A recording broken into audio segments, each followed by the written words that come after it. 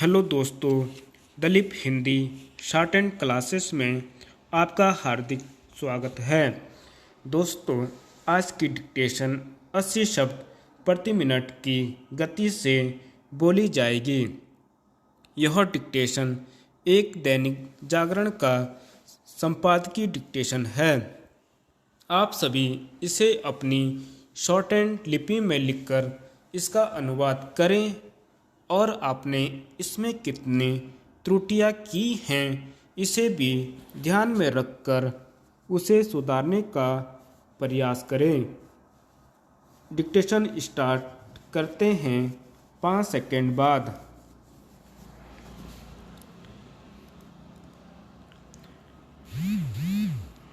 राजस्थान कांग्रेस का संकट।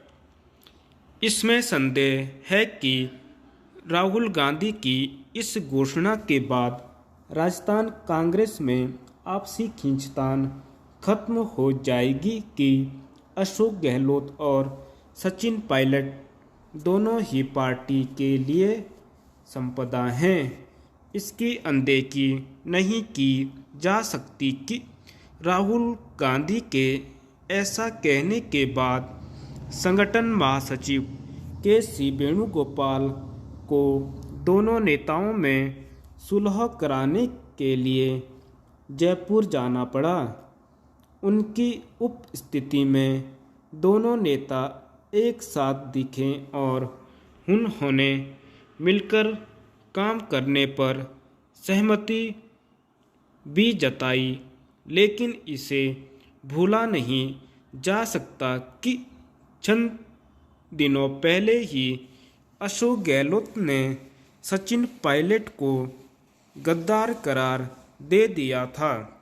इसके पहले वह उन्हें निकम्मा बता चुके हैं।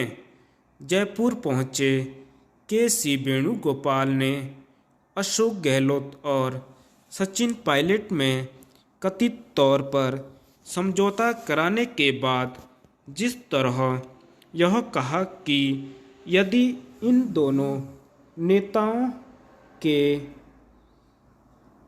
समर्थकों ने अनावश्यक टिप्पणी की तो उन्हें बाहर का रास्ता दिखा दिया जाएगा। उससे यही स्पष्ट होता है कि कांग्रेस में सब कुछ ठीक नहीं। इसी मौके पर उन्होंने पंजाब कांग्रेस के प्रभारी और राजस्थान के विधायक हरीश चौधरी को उनके इस बयान के लिए फटकारा कि यदि किसी के मन में कुछ है तो वह बोलेगा ही। यह भी ध्यान रहे कि के.सी. वेणुगोपाल को जयपुर इसलिए जाना पड़ा क्योंकि राजस्थान के प्रभारी अजय माकन ने इससे आजिज होकर त्यागपत्र दे दिया कि अनुशासनहीनता करने और गांधी परिवार को नीचा दिखाने वाले विधायकों के खिलाफ कार्यवाही नहीं की जा रही है।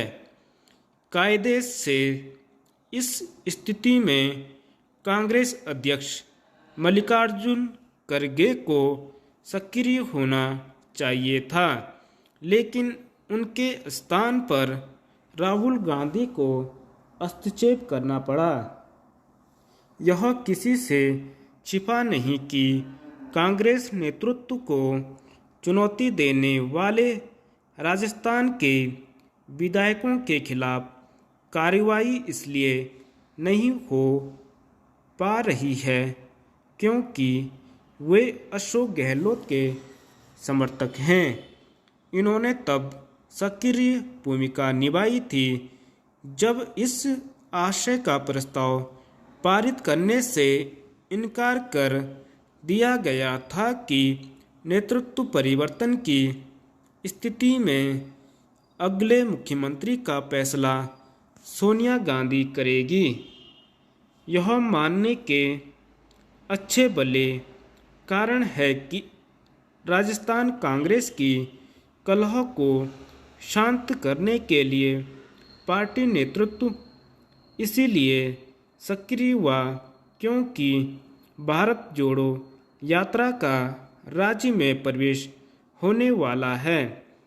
इसके प्रबल आसार हैं कि तमाम सुलह समझौते के बाद भी इस यात्रा के दौरान अथवा उसके बाद अशोक गहलोत और सचिन पायलट के बीच की तनातनी फिर सतह पर आ जाएगी।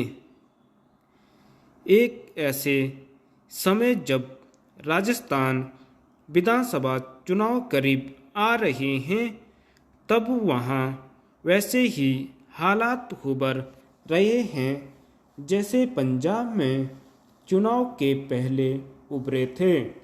यदि कांग्रेस नेतृत्व इससे अपरिचित है कि पंजाब में पार्टी की कैसी दुर्गति हुई, तो इसका अर्थ है कि उसे भारत जोड़ो यात्रा के जरिए राहुल का कद बढ़ाने के आगे कुछ सूझ नहीं रहा है। ठोस कदम जरूरी। उत्तराखंड में नगरीय क्षेत्रों की संख्या भले ही निरंतर बढ़ रही है, लेकिन संबंधित नगर निकाय अपने राजस्व के स्रोत बढ़ाने को लेकर दिलचस्पी नहीं ले रहे हैं। नियंत्रक एवं महालेखाकार कैग की विधानसभा के पटल पर रखी गई नगर निकायों की रिपोर्ट तो इसी तरफ इशारा कर रही है। कैग ने 31 मार्च 2018 व 2019 में समाप्त हुए वित्तीय वर्ष की लेखा परीक्षा को इस रिपोर्ट में शामिल किया है। यह बताती है कि नगर निकायों ने राजस्व अर्जित करने के लिए जो कर लागू किए हैं, उनकी वसूली करने में भी वे ढिलाई बरत रहे हैं। गृह कर वसूली को ही लें तो यह 13 से 74% के बीच ही रही थी। जब यह लेखा परीक्षा हुई तब राज्य में नगर निकायों की संख्या 92 थी। अब नगर निकायों की संख्या बढ़कर 102 हो गई है। इनमें 8 नगर निगम, 42 नगर पालिका परिषद और 52 नगर पंचायतें शामिल हैं। आने वाले दिनों में नगरीय निकायों की संख्या में और वृद्धि की संभावना से इनकार नहीं किया जा सकता, क्योंकि शहरी इलाकों के नज़दीकी तमाम ग्रामीण क्षेत्र नगरों की भांति आकार ले रहे हैं। नगर निकायों की संख्या बढ़ना ठीक है, लेकिन यह भी सोचा जाना आवश्यक है कि निकाय अपने पैरों पर खड़े होने के साथ ही दायित्व का ठीक से निर्वहन करें। इसके लिए निकायों को मजबूत इच्छा शक्ति के साथ आगे बढ़ना होगा। इसी मोर्चे पर स्थिति अधिक चिंताजनक है। आय के नए स्रोत तलाशना तो दूर, निकाय राजस्व जुटाने को लागू किए गए करों की वसूली को भी वे ठीक से नहीं कर पा रहे हैं। वर्तमान में स्थिति यह हो चली है कि निकाय केवल कार्यदायी संस्था बनकर रह गए हैं। उन्हें इस परिपाटी को त्यागना होगा। सरकार तो उनकी मदद करेगी ही, उन्हें स्वयं भी आय के स्रोत बढ़ाने को गंभीरता से कदम उठाने होंगे। धन्यवाद।